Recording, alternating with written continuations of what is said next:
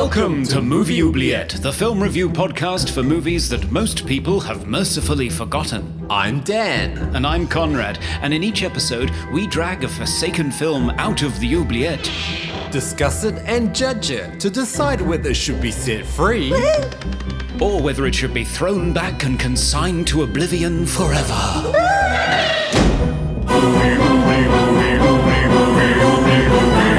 We review the films others tend to forget. Come with us and open up the movie oubliette.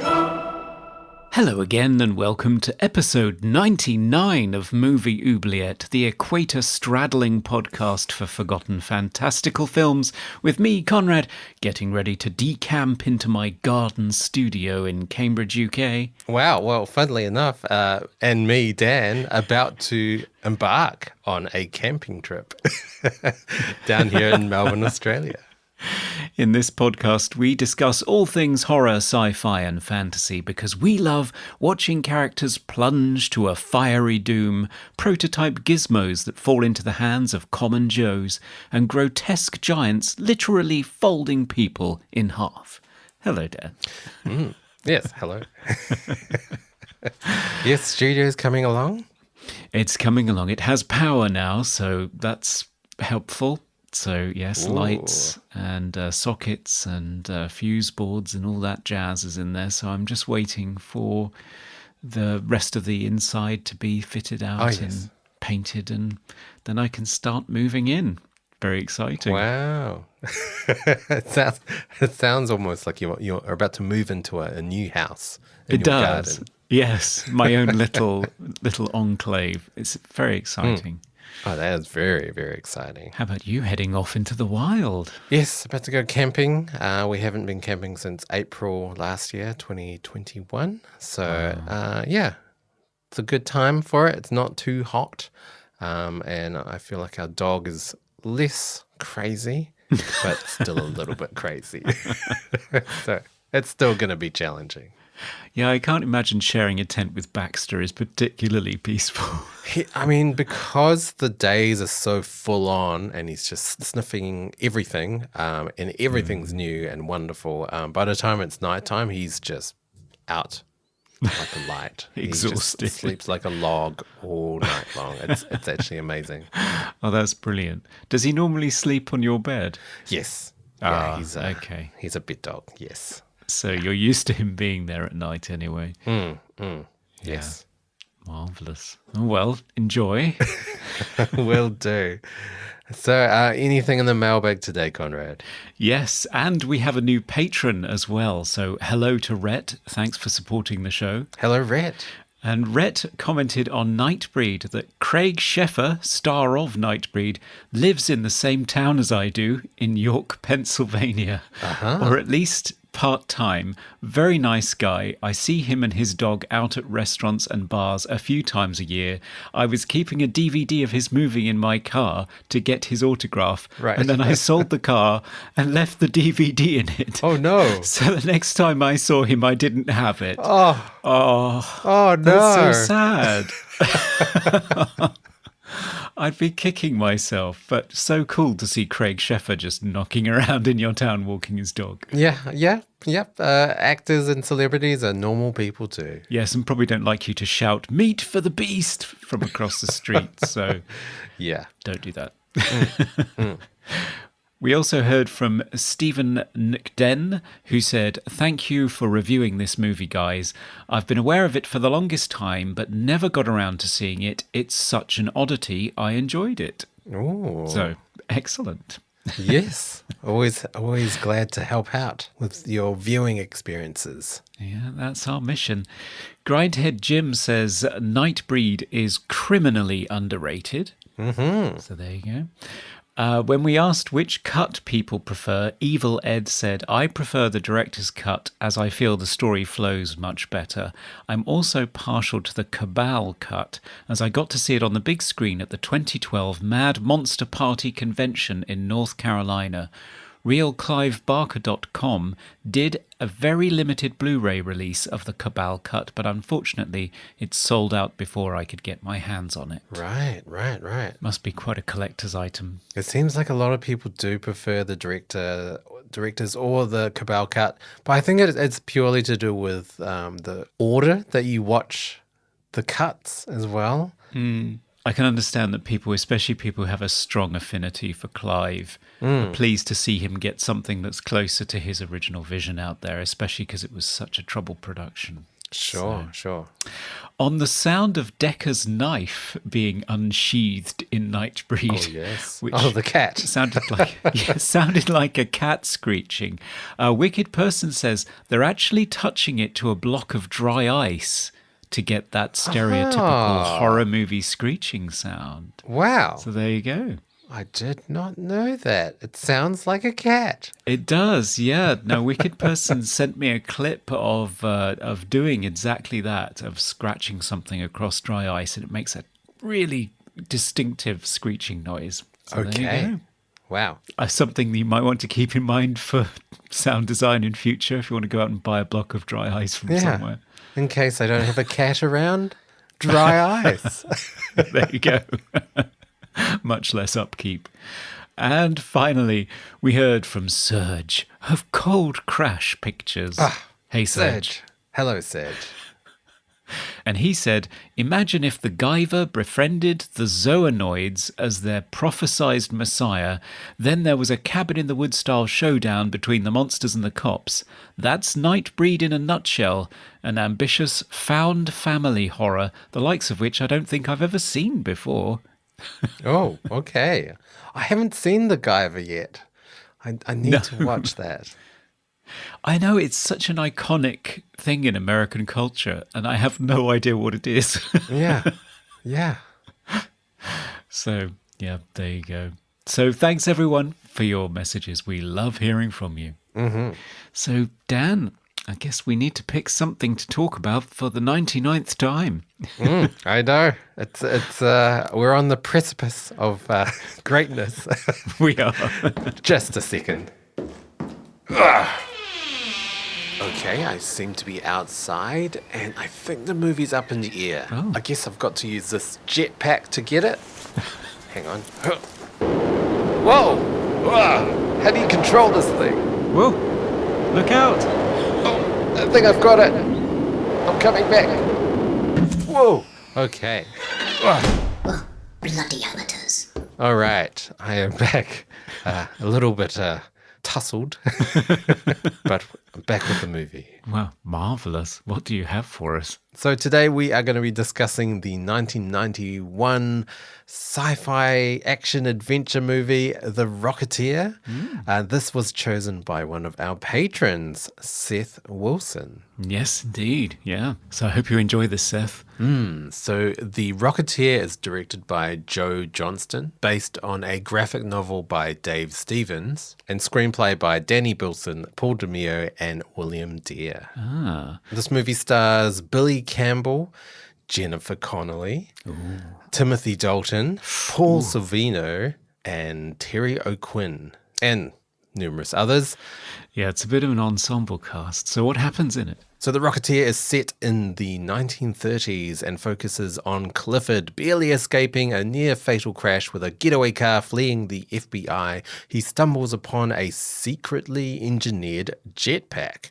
In order to save his friend from an airplane mishap, he uses the jetpack with questionable success, but immeasurable public approval. However, his antics garner the attention of one evil Hollywood actor, Neville Sinclair, and his hired goons, as well as the FBI. Amongst the chaos, Cliff's girlfriend Jenny is kidnapped, and he must decide whether to give up his beloved jetpack or save the girl, or, more likely, both. Stay tuned to find out if Timothy Dalton is secretly a Nazi or if his henchman's face is actually real. Find out after the break. Woo, can't wait.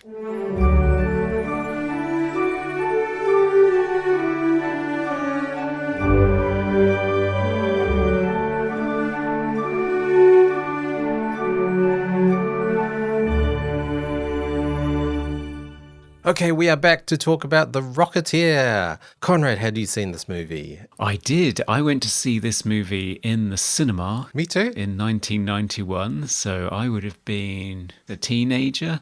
It didn't make a huge impression on me at the time. Didn't feel very favourably towards it. Right. And so I'd forgotten it ever since. Okay. So this was a rediscovery for sure. Yeah. So I went to see it at the cinema as well. I would have been possibly 8 years old. So it's still Wow. fairly young.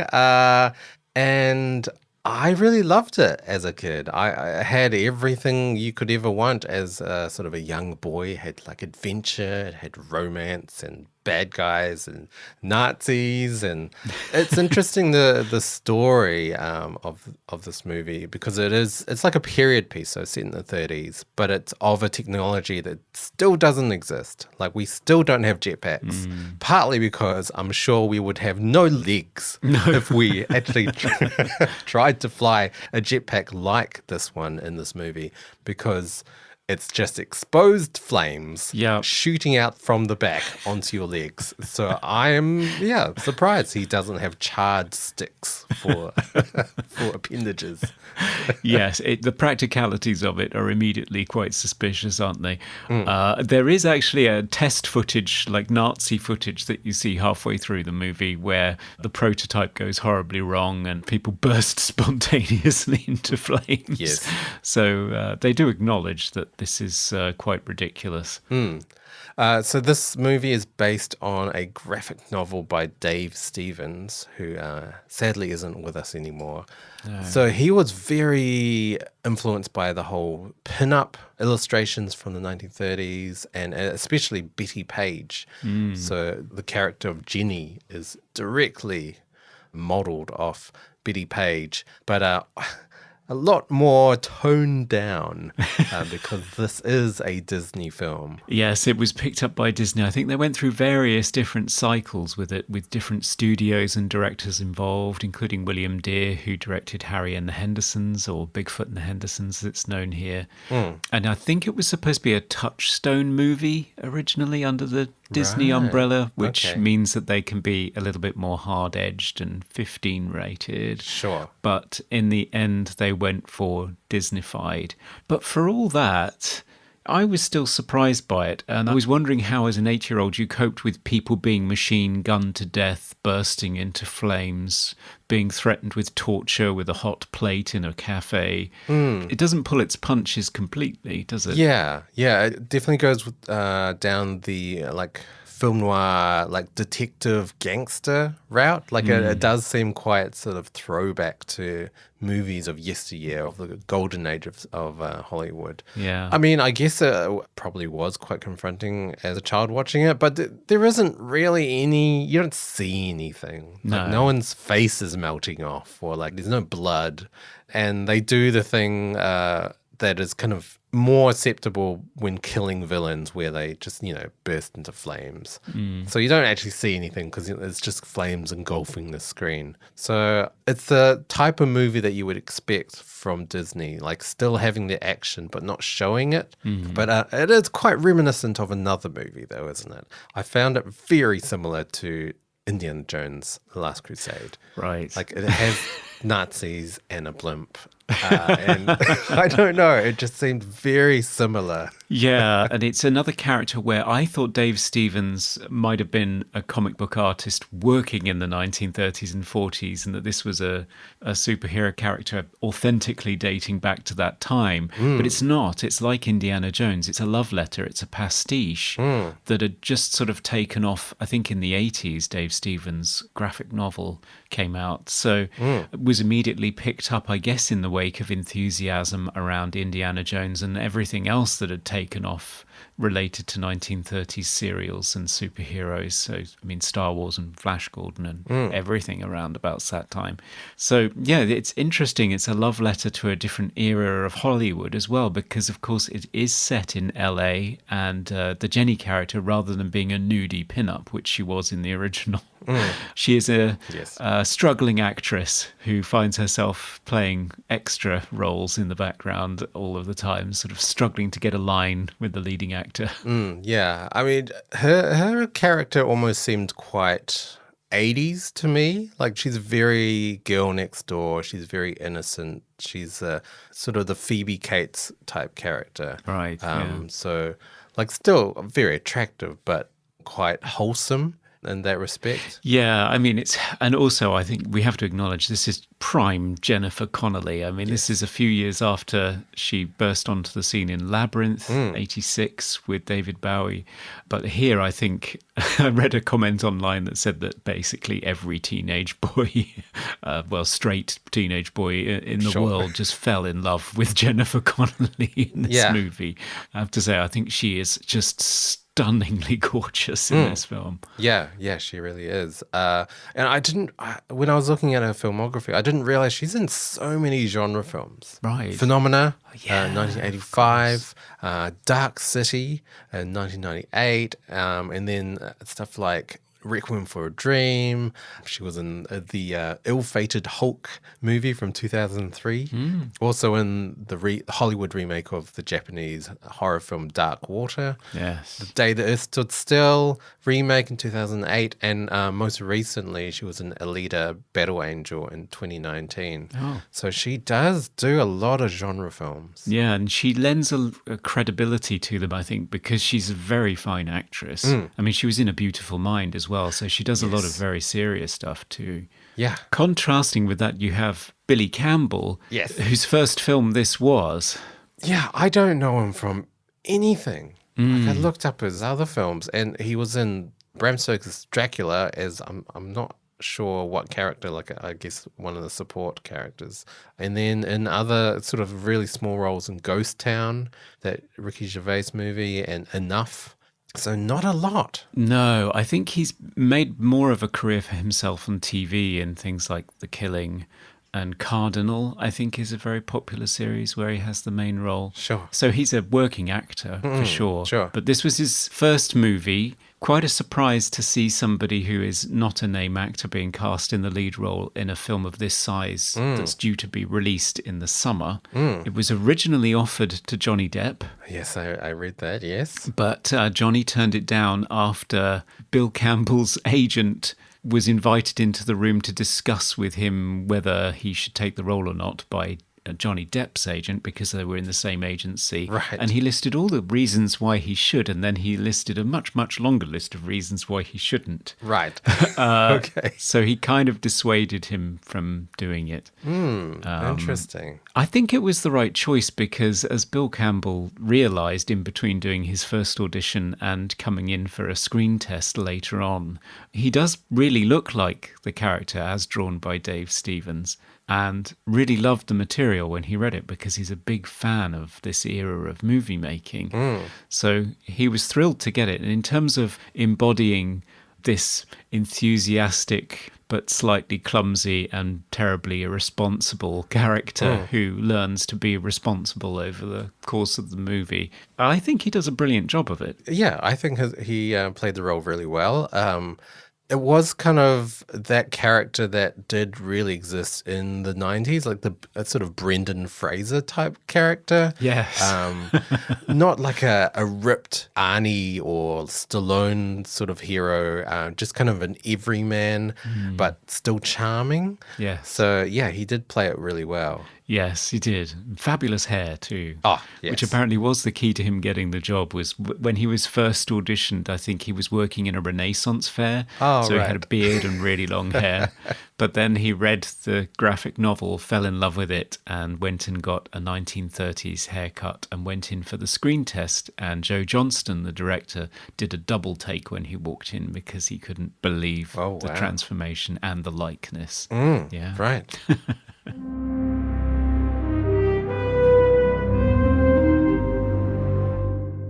Speaking of actors in this movie, Timothy Dalton.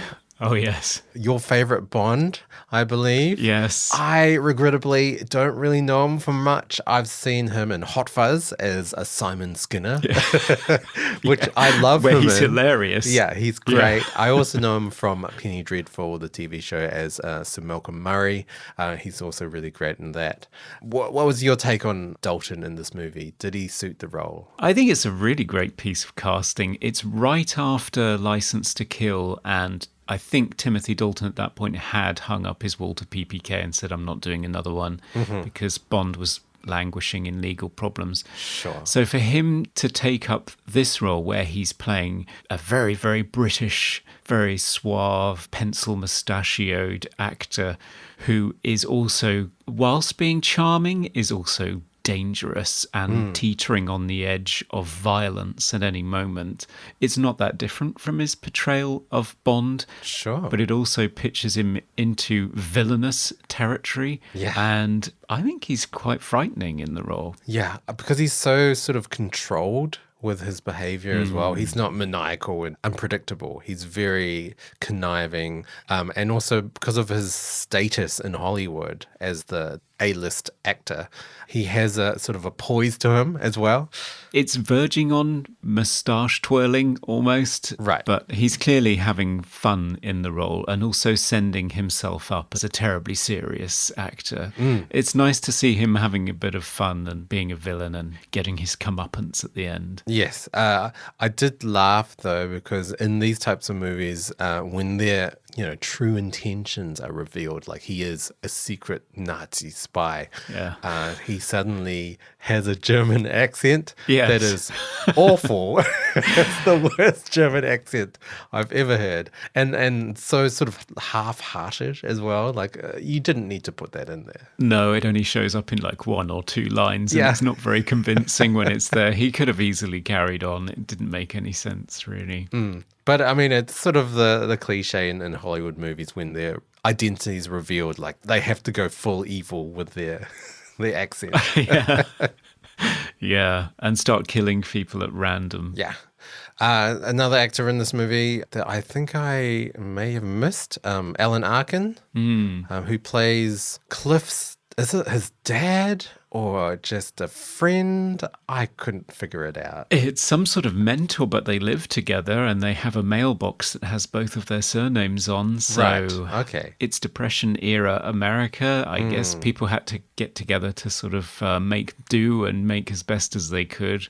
And I think he plays a wonderful character. I've always liked Alan Arkin. I think he's very funny. I remember in things like Edward Scissorhands around the same time. Right, yes. I just love his way of pointing out how disastrously bad a situation is while speaking completely matter-of-factly and offhand. Yes, So yes. he's never alarmed, is he, Alan Arkin? Yeah. We'll get to that in the movies. Definitely some of my favorite lines in the movie. Yeah, he is down to earth and very realist about situations. He is, yeah. Very deadpan. I do love his satirical style of delivering dialogue. It's wonderful. And I like the milieu. I mean, there is a real sense of community around the airfield. Yeah. And the cafe, the Bulldog Cafe. All of these people, you get a real sense of warmth. The film is shot with the sort of 90s faded pastels, gives you a sense of the era. The film is very brown for the working class folks who are just trying to scrape by with their flying clown show and their dreams of becoming racing pilots and getting to the nationals. There's a nice sense of community there that you get at the beginning that I really enjoyed. And then it moves into Hollywood and the glamour and the glitz, and you have the cameos from people playing Clark Gable and W.C. Fields, and you have Howard Hughes in there as well as the aviator who invented the rocket pack, played by Terry O'Quinn, who people who love horror will know from the Stepfather movies, but I primarily know him as John Locke from Lost, Right. with much less hair than he has here. Yes. So yeah, it's a sense of evoking two different aspects of the era, but with a sort of 90s gloss over the top of them. Yeah. I did really like the almost like period piece approach to it, having Howard Hughes as a character, because he was a real person. I didn't know that until I looked him up. Okay. Yeah, he was a real person. He was an American business magnate, investor, record-setting pilot, engineer, film director, and philanthropist. So real life Tony Stark, it seems. Like, I think Tony Stark was modeled off his persona Yes. for the Marvel movies. Yes, and of course with the character, the Iron Man, there's lots of crossovers here. Yes. Sure. Also, like sort of earlier designs for the Iron Man suit, quite reminiscent of the helmet and get up of the Rocketeer in this movie.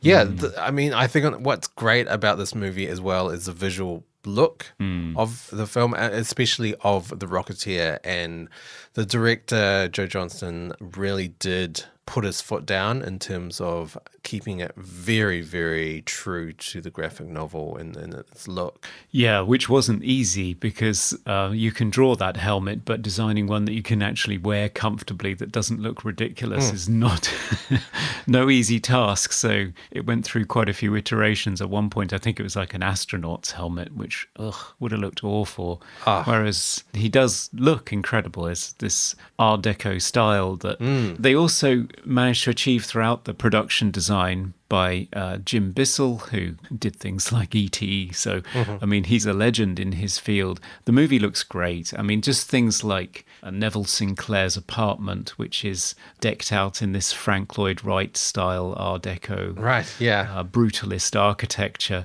the famous Ennis House tiles that you also see in Deckard's apartment in Blade Runner. Quite distinctive, right. which is interesting because William Sanderson, who plays J.F. Sebastian in Blade Runner, is also in this movie as one of the patrons of the Bulldog Cafe, one of the members of the air show, I think. Right. It does look great, the movie. I'm glad that they didn't go with Disney's intention of updating it. I think having it sort of truer to the 30s really keeps it nice and almost like timeless as a film. Like, I mean, it is 90s, but I don't think it's like ridiculously 90s to me. The whole Art Deco aesthetic over it, I really, really do like. And I tried to look up other films in that sort of style, and they tend to be quite steampunky. And I think I would have described this movie as steampunk, but it isn't. I mean, it is technology that doesn't exist yet, but it's not run by steam or coal or anything like that. It's still futuristic. But other movies I was thinking of, Dark City, City of Lost Children that we covered, Wild Wild West, obviously. And then sort of anime movies like The Castle in the Sky and the anime movie Metropolis, Steam Boy as well. I really love that Art Deco sort of gleam over it. Yes, but apparently it caused problems for the film because one of the reasons attributed to its failure at the box office, because it was a box office disappointment, was the advertising campaign. Right. So it has this beautiful Art Deco poster that apparently just did not sell kids on what this movie was or why they should care about it. It looked like something very adult or very serious. Oh, right. It wasn't the sort of typical 80s poster for an action adventure movie. I think it did get a different poster in other territories eventually because they realized they'd made a mistake. Yeah. I mean, when I think of this movie, I do think of three types of movies. So first of all, the sort of steampunk style, but also I mentioned the sort of neo-noir look of it. Very of the time. It's coming after Batman Returns, which were very gothic and neo-noir in their look. Also The Shadow and Dick Tracy, and other movies like Mulholland Falls and LA Confidential, and even movies like Who Framed Roger Rabbit. So it was very popular at the time. I don't know why. It hasn't sort of regained popularity, that sort of look. But I do like it. It's dark and gritty. It is, yeah. Although maybe not so much in this movie. This movie's quite vibrant. This movie is quite vibrant and has the Hollywood glitz and glamour mixed in for good measure. Interestingly, The Batman, which has just been released, takes a return to that sort of era. I mean, it's the wettest and darkest and most neo-noir movie I've seen in quite some time. Okay. And of course, we had Guillermo del Toro's Nightmare Alley not too long ago, so it could be coming back. Yes.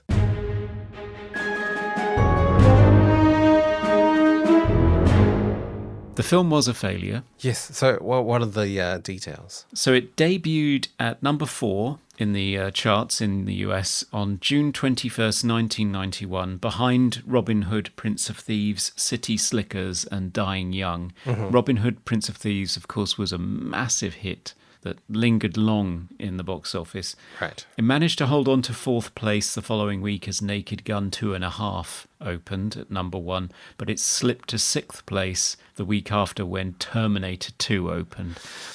That's tough competition. It is, yes. And I think it was another reason that was attributed to its failure was that putting it in between two massive juggernauts like T2 and Robin Hood, Prince of Thieves was probably not a good idea, that maybe they should have gone for another school holiday, Easter or fall, But they tried to go up against the other summer blockbusters and got lost in the mix, basically. But it's had a cult following since. Yeah. I mean, I think some of the downfalls of this movie, it's not terribly original in its bare bones themes and plot. Jenny doesn't get a lot to do. She is very much a damsel in distress. I mean, she does smash a few blunt objects over goons and seems to be her signature move, actually. yeah, it really is. So she's not completely useless and she's not just screaming all the time. No. But yeah, it is very kind of cliche Hollywood, like almost old Hollywood in its characters of like the hero and the villain and the love interest. Yeah. Disappointingly, Jenny is introduced to us via her legs. And later on in the movie, there's an awful shot where the camera just plunges into her cleavage. I know. As a sort of point of view shot for W.C. Fields. It's supposed to be point of view, but it feels gross. Yeah. And it feels odd. Yeah, it doesn't feel like we're looking at the point of view of that character. I think the opening shot of her with her legs is a homage to the original character, Betty. Yeah. So I think that is why that's there, but if you don't know that, it does seem a little bit icky. Yeah. Because her character, for the most part, is very wholesome, very girl next door. Yeah, she is. My main problem with the movie, watching it, or what I think the problems are, I think it sags in the middle. Yeah. I think the opening is very strong. The air show opening is great. It's got this real footage of flying with Bill Campbell in the cockpit, which is pretty amazing to look at. I mean, he's not flying, actually somebody else is. It's a 3-cockpit plane with a camera mounted in the middle. And he was terrified the whole time. Yeah, I read he was terrified of flying. What a role to get. I know.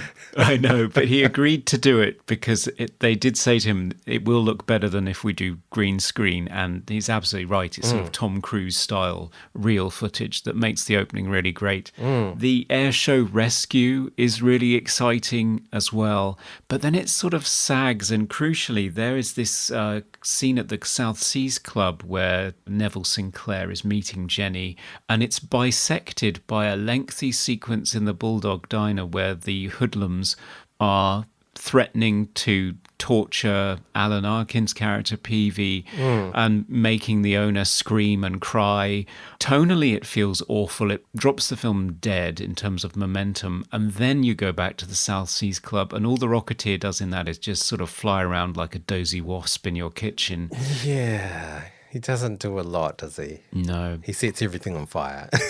He sets everything on fire and just sort of hits objects. And then you get to the Zeppelin finale, which is pretty exciting and well executed.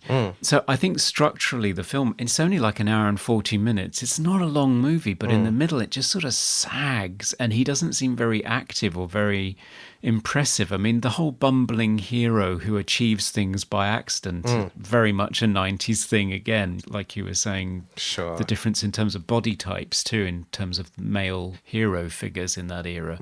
But I don't know, he just doesn't seem like a very inspiring hero. Yeah, I would also add on to that, for a movie that's called The Rocketeer, he doesn't use the rocket all that much. I mean, there's a few key scenes, but yeah, there isn't really a lot of usage of the rocket. We want some more rocket stuff.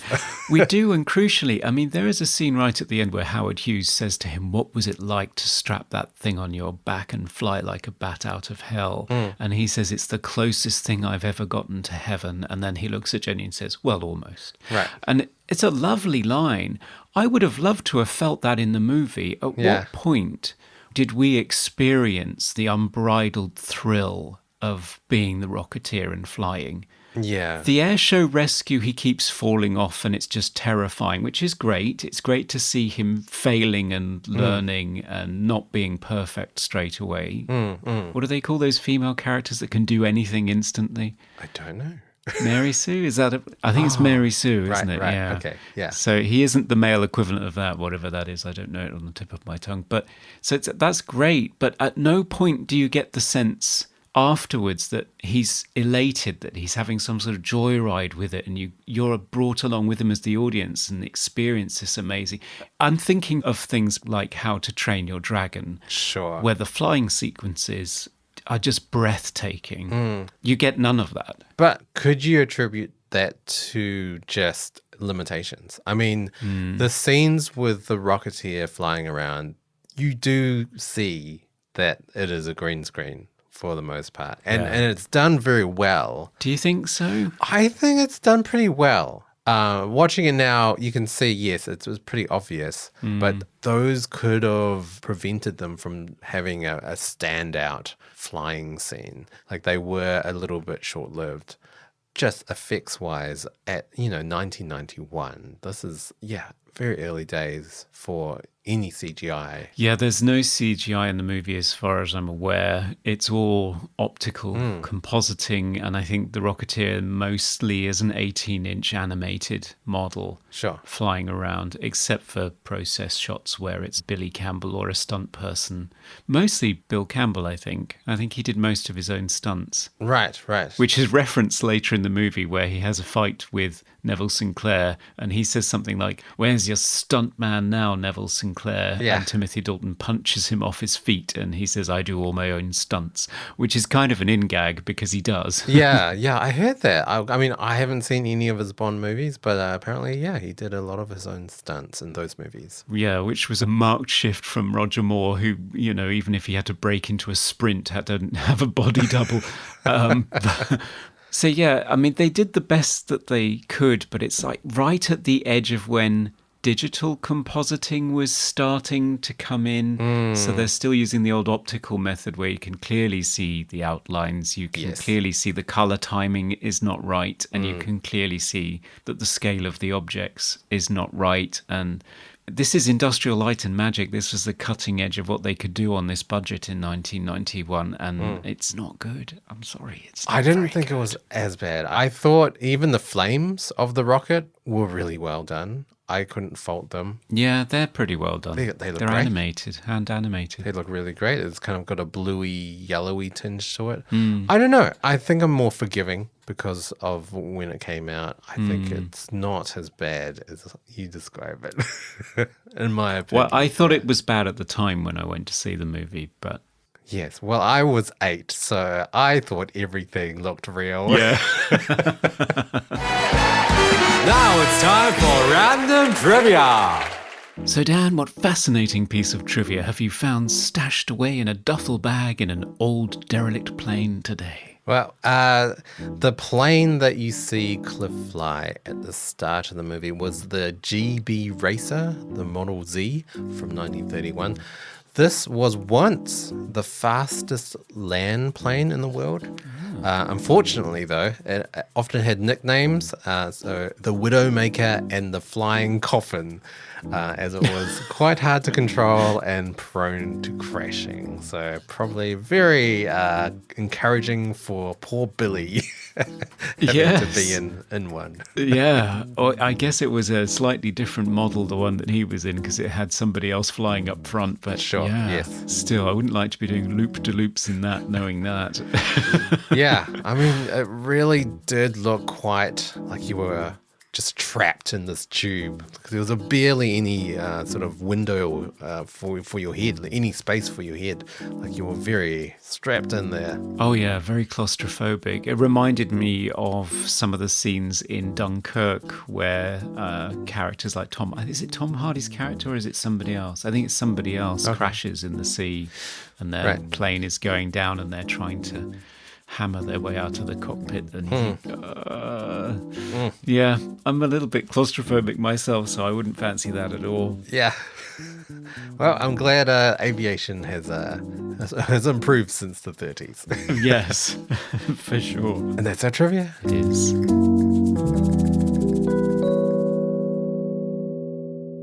One thing that does give you a soaring sense of flying, though, Yes. James Horner's score. Oh, yes. Yes. Oh, the score it's like another level. You forget how great scores used to sound. I'm not saying all modern scores are bad, but all modern scores are very either abrasive percussion, which is just blaring like Hans Zimmer type percussion, or it's just horn stabs, which is also blaring, or it's just ominous tones. And that tends to be, I mean, this is a broad generalization, but there aren't any themes anymore. And the musical themes in this movie were just astoundingly good. Beautiful. Yeah. The thing I particularly like about it is the theme for the Rocketeer is not a fanfare for a hero. Sure. It's more of a down-to-earth folk hero, earnest, long-line horn theme. It's not a big, bright, short motif. It's a love letter to the era and, you know, his good heart and his courage and to the thrill of soaring over the clouds as well. So A lot of French horn. a lot of French horn, a lot of nobility and courage and patriotism about it, but it's also kind of earnest. It's not a massively bombastic theme at all. Yeah, sure. But he can use it in all kinds of different ways. I mean, I love particularly the first time that Clifford Secord straps the rocket on. He plays the Rocketeer theme, but he also plays Neville Sinclair's rising, sinewy, dangerous theme intertwined. Ooh. So you get a sense of where this is headed, just in terms of the two competing interests and the dangerous path he's on.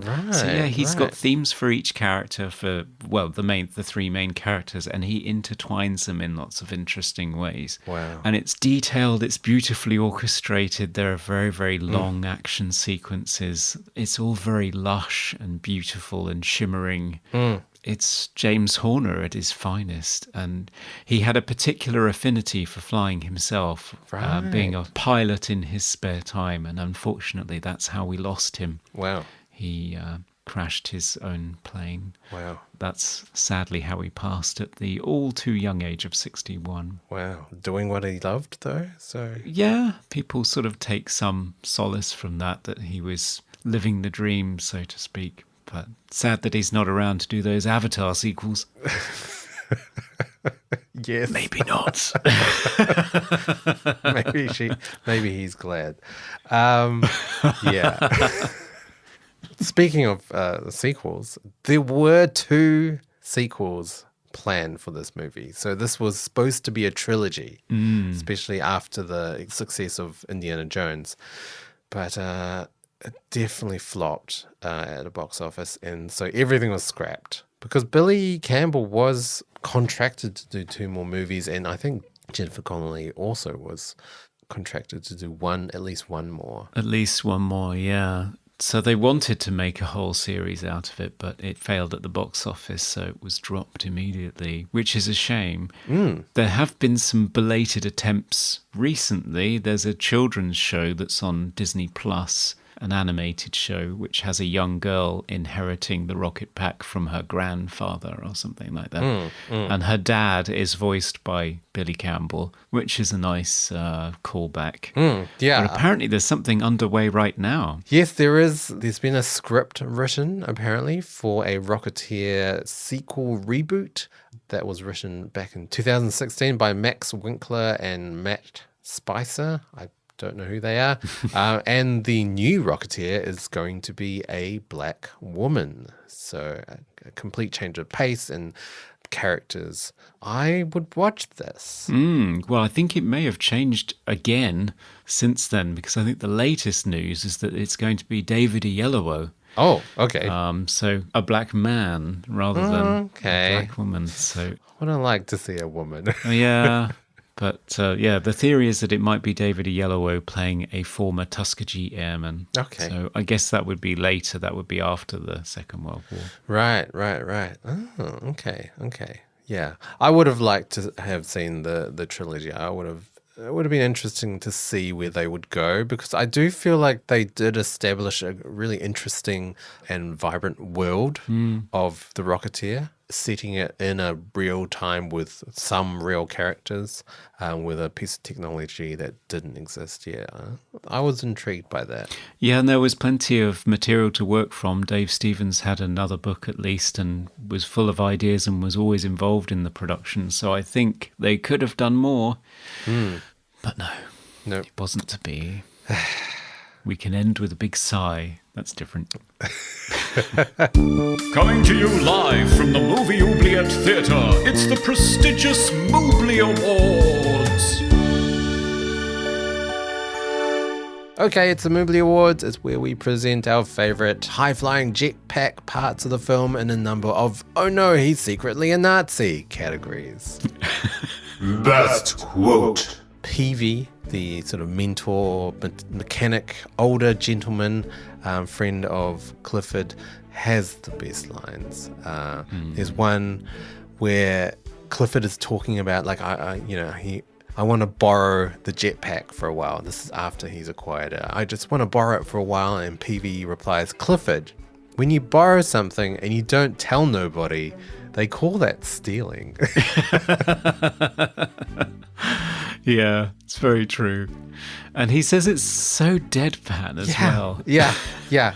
He's so grounded. He's such a grounded character. It's great. Yeah. I had one of his lines as well as my favourite quote, and it's a lovely moment just before Cliff Secord takes off to rescue his friend Malcolm, I think, in the air show. And he puts on the helmet for the very first time and says, "How do I look?" And Peavy replies, "Like a hood ornament."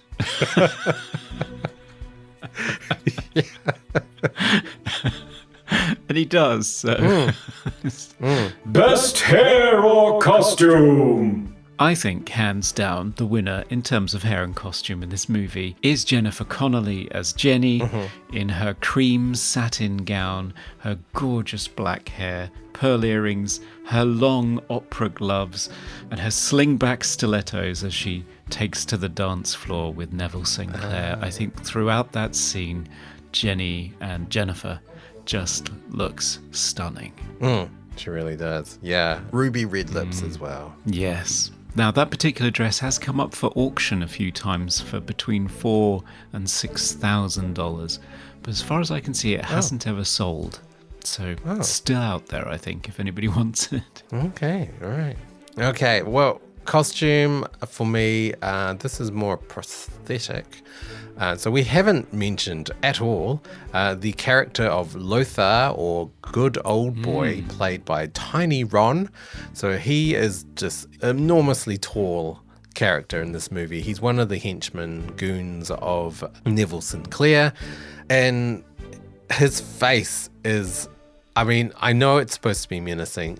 It's a bit of a cliche. The henchman always has some sort of face defect or interesting facial appearance, but the prosthetics are so extreme that he can't even really talk. Like when he talks, his jaw just kind of goes up and down. There's no sort of lip movement at all. I mean, he was menacing though. Like my wife Hannah did draw comparisons between his face and, you know, those masks that bank robbers use, the prisoner masks. Yeah, like in Point Break. Yeah. Yes, exactly. Most 90s moment. So I feel like the 90s was possibly the last decade for that very sort of old Hollywood, sort of swashbuckling, saves the day hero. Like I'm thinking of Brendan Fraser from The Mummy, Robin Hood, Prince of Thieves. That sort of character, even though it's not specifically 90s, I feel like the 90s was the last decade that really sort of had that type of character. Yeah. And then in the 2000s, you've got your Mission Impossible, Taken, Bourne Identity, John Wick type heroes where they were highly skilled with limitless stamina, still able to be hurt though. Yeah. But you kind of lost the love interest after the 90s. That wasn't so much a big convention for movies. No, that's very true. It's interesting examining the way that heroes have changed over the decades. I found that fascinating. For me, you've sort of touched on it before. It's the 1930s, I think, is the most 90s thing about this movie. Yeah. Kicked off by Who Framed Roger Rabbit in 1989, all of a sudden throughout the 90s you had Captain America in 1990 starring Matt Salinger. Oh, that's a tough movie to watch.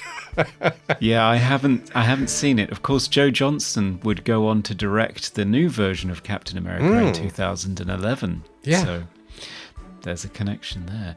The Shadow in 1994 with Alec Baldwin, Dick Tracy with Warren Beatty in 1990, The Phantom 1996 with Billy Zane. Yes. So there are lots of comic book heroes set in the 1930s, but interestingly, all of these movies flopped. Right, yeah. Favorite scene? You kind of criticized the scene, but I did really like the restaurant scene. The South Sea, was it South Seas restaurant?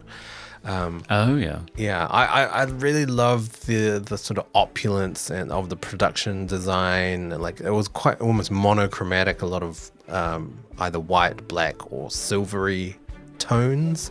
And then the sort of hijinks that happens with Cliff trying to get a message to Jenny with the soup and the message, and then Neville had never actually met Clifford yet, so didn't realize that it was him. I don't know. I thought it was a kind of a fun scene. I mean, obviously Clifford didn't do anything that helpful by him just flying around and causing chaos, but it was a good sort of set piece of a scene for me. Yeah, I think the bumbling hero bit is quite fun to watch, slopping soup over everyone. Yeah. So favourite scene for you, Conrad? Oddly enough, my favourite scene, despite all of the heroics, which I don't think really paid off very well, it was Neville Sinclair trying to seduce Jenny with lines from his own movies. Oh, yes. But her being such a great fan of him, she recognises all of them and calls him on it, which I think is wonderful. But she somehow manages to maintain this air of being a confused woman who still finds him attractive and is, willing to try on a nightie that's basically see-through just to lure him into the bathroom so she can do her signature move of cold cocking him with a vase. I just love that scene, particularly when she says, it's sort of a Bond one-liner, I finally played a scene with Neville Sinclair, and punctuates it by zipping her dress back up. Oh, yes. I thought, you go, Jenny. Most cliche sci-fi moment. So conversely, Jenny's not always a very active character, and the biggest, I think this is more of an action movie cliche, is the old let the girl go situation. So it's not just the fact that she's a damsel in distress, but that she's constantly being kidnapped to be used as leverage against the main character. And whenever that happens in a movie, strangely, everybody forgets what her name is, even though all of them have had long relationships with her and know what her name is. But all of a sudden, everyone just refers to her as the girl. Get the girl. They've got my girl. Hand over the rocket or the girl gets it. And it's like, she has a name. We all know what it is. Why aren't you using it? And it's such a trope, and it really pisses me off. Wow. I've never noticed that before, actually. Wow. Okay. Well, cliche for me, I think this is less of a sci-fi, but more of an action cliche. You've mentioned it. It's goons and henchmen and villains that get hit over the head with blunt objects, because it happens 3 times in this movie. Jenny does the deed twice. Once in the restaurant with a statue, and again with Neville Sinclair with a vase. And then there's also another scene where the matron at the diner or the cafe hits one of the henchmen with a frying pan or something. Of course. It almost happens too many times in this movie. It's normally a once or twice occurrence, but 3 times. Best special effect. Yeah, I think I've mentioned it already. I did like the rocket effects, specifically the flames. That I couldn't fault them. They looked very real. They looked very practical, almost, to me. Yeah, they did. And obviously you watch the film for a few sequences of the flying, and before you realise, actually they can't be, because his legs would just be gone. Of course. This point. Of course, exactly. How about for you? Special effect. It's one specific one, and it's during the air rescue sequence where Cliff is rescuing Malcolm from the plane during the air show, and it's because he keeps falling off the plane over and over again. And there's one particular shot that I think is very well choreographed where he falls off the tail of the plane, and that's a real shot. That's a live stunt of somebody falling off a plane. Jeez. And he falls into a cloud, and then the ILM special effect happens where the cloud lights up, where the rocket fires up again, and then the sort of special effect model flies out of it, and he comes back again. And it's just a beautifully choreographed combination of a live stunt and a visual effect. And I thought it was great. Yeah, it looked good. Favorite sound effect. Sound effect for me, it's the rocket again, and specifically when it turns off. So when it turns on, it's expected. It's that sound. But when it turns off, there's a very slowly sort of whirling, slowing down sound, like a and it's kind of goes over time. It's just a nice detail. I liked it. It is, and it is exactly the same thing I've written down. Wow. And what I particularly liked about it is that it's something that's very powerful and spinning very fast, but it's also got that sort of sense that it's metallic and small. It's not huge and bassy. It's quite a tinny sort of sound, but you get a sense that something is working very hard and needs to cool down. Most funniest moment. So there is a recurring gag in this movie where Peavy gets blown backwards by the Rocketeer as he takes off. And I think you're supposed to find it a funny piece of physical comedy, but I found it funny because it is clearly a stunt double in a terrible, terrible grey wig. Oh, wow. So I didn't notice. He kept being blown off his feet, and it's like, well, there's a 20-year-old guy in a shit wig. Right. And I just found it hysterically funny. But I'm sure it wasn't meant to be funny for that reason. I did not even notice that. I have to watch it again. Yeah. And for you? Well, funny for me, in the scene on the film set, so the swashbuckling Inigo Montoya character film set, after Neville has overheard Cliff and Jenny talking about the rocket pack, and he tries to chase after him. Neville tries to chase after him, and he just knocks over every single crew member on that set. And I don't know whether it was intentional, but it was very funny because there's a guy holding a suit of armor, and he like pushes aside people with swords. He even like knocks over a guy holding a tambourine. I mean, it's actually a bit hilarious. I thought it was very funny. Yeah. All right, that's our movies. Hi, I'm Lars Henriks, director of Leon Must Die, Bear Kittens, and F-60 Kamikaze, and you're listening to Movie Oubliette. All right, everyone, it's that crucial part of the podcast. It's time for final verdicts. Should 1991's The Rocketeer be rocketed out of the oubliette triumphantly and be applauded by all, or should it be exploded on top of a giant Nazi blimp and plummet down back into the oubliette lost forever? Conrad, what's your final take on this movie? Should people watch this movie? It's a tricky one because it's nice to see such an open-hearted and warm and positive heroic film. It's a great sense of community it has around it. It looks beautiful. The production design is gorgeous. James Horner's score is thrilling and exhilarating. But I found the movie itself wasn't. I felt it sagged in the middle. I didn't think any of the action sequences in The Rocketeer, well, first of all, there weren't enough of them, and when they did happen, he was bumbling and not particularly effective throughout. I never really got a sense of the thrill of flying or being the Rocketeer, or that he was a very active character that was achieving anything. So at the end of it, when he got his plane from Howard Hughes and the credits started rolling without any kind of final line or button on the scene, just over this image of a plane, I just thought, oh, is that it? So I found it quite disappointing and uneven in the end. So I was thinking, for our 99th episode, this far in, I was thinking that we need a new voting system whereby one person can say, dunno, really. It's not a bad movie. I don't hate it. Sure. But I can't see myself, A, watching it again, or B, recommending to other people that they watch it necessarily, that they go out of their way to track it down. So I think there should be a new third way, because not everything is binary, despite what social media algorithms tell you. So my vote is, I don't know. Okay. So sort of leaves it to you, if you see what I mean. Right. So I have two bugbears with this movie. It's not terribly original if you really strip it down to its basic plot. It's not doing anything new by any means.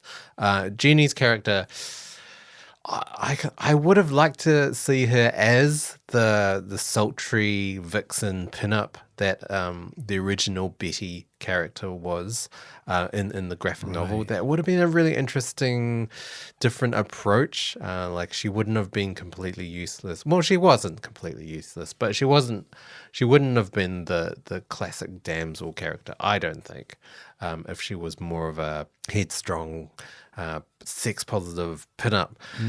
So those are my issues with the film. But I think maybe I'm suffering from nostalgia, but I did get warm fuzzies watching this movie again. Like, it did really bring me back to my childhood watching it at the movies.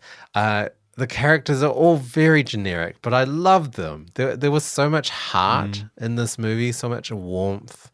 When characters died, it did, it was affecting. And I thought it did pretty well in terms of visual effects, and especially the overall look and aesthetics and production design was great. Like, it really does make this movie stand out amongst other movies of the time. And it is, like, in terms of heroes, it is a bit of a last hurrah in terms of that type of hero for the 90s.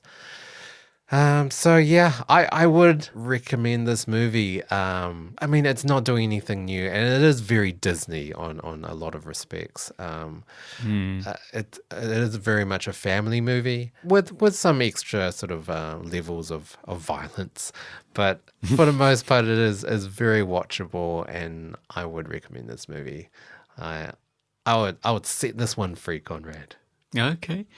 Well, in that case, it wins the day. Yes. So we better strap on this rocket back, hit the button, and oh! I don't care if I look like a hood ornament. Goodbye.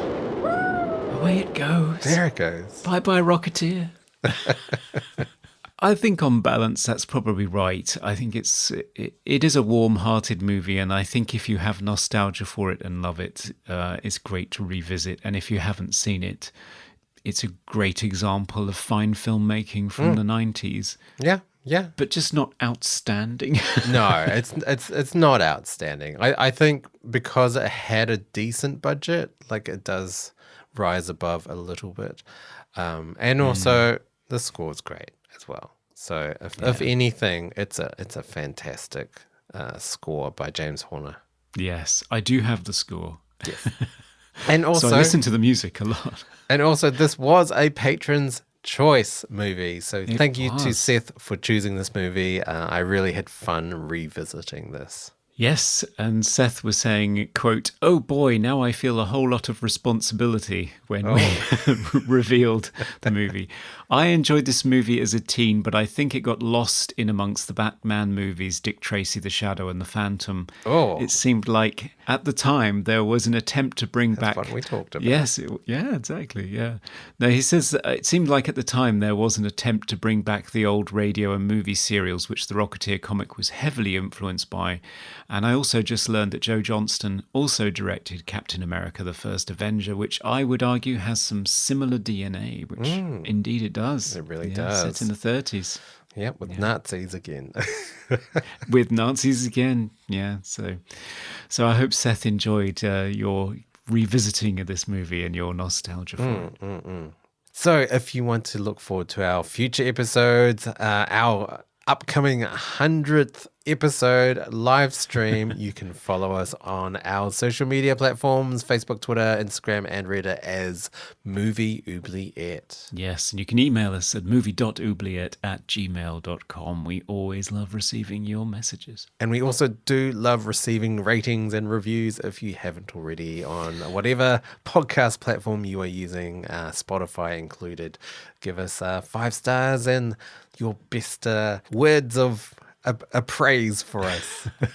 Yes, indeed, they keep us going. And if, like Seth, you would like to nominate films for us to cover, then you can become a patron, where for as little as $1 you can nominate movies and get access to extended snippets from the show, and for $5 you get access to our monthly minisodes, where we talk about something completely different that you've suggested. In our latest minisode, we've been talking about V, the miniseries from the early 80s. Yes, that was a new one for me. And we do have merchandise available on Redbubble if you would like to have our logo on all of your stuff. So head on over there and buy away. Clocks and towels. And Yes. yeah, all sorts of strange things. Okay, Conrad. Well, 100th episode. What are we doing? Well, it's quite a milestone for us. So rather perilously, we are going to live stream ourselves recording our 100th episode on, depending on which time zone you're in, Saturday the 9th of April. You can watch along with us. So that's 2 p.m. Pacific time, 5 p.m. Eastern time. In the UK, it'll be 10 p.m. But if you're in Australia, like poor Dan, then it's going to be 7 a.m. on Sunday the following day. Always the way, isn't it? It's always the way. I mean, nice and early for me. Yes. And as for which film we are covering, oh my. Yeah. It's going to be slightly nostalgic for me because we will be covering the 2006 low-budget English action horror film written and directed by James Eaves, with a score by one Conrad Chambers called The Witch's Hammer. Yes. So apologies in advance. I am very much looking forward to this. I'm really not. But I think it will make for a very fun and tongue-in-cheek 100th episode. So I'm looking forward to seeing your reaction and to seeing the reaction of all of you guys out there listening. So. Yes, so you cannot miss that episode. The only feature film that Conrad has scored. Yes. That was released anyway. Yes. I think at the end the question will be, as always, should it have been? So tune in for that. And we will be joined by a guest. Hopefully, Fingers yes, crossed. we will have a guest for that episode to celebrate along with us. So looking forward to that. Yes, listeners. So mark that into your calendar. Saturday, the 9th of April. Yes, indeed. Can't wait. Looking forward to the milestone anyway, and it's great to have all of you along with us. All right. Thank you for joining us on this episode.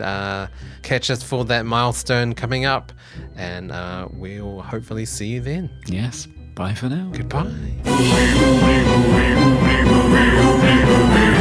We review the films others tend to forget. Come with us and open up the movie Oubliette. Oh, my prince, would that you drink of my lips as deeply.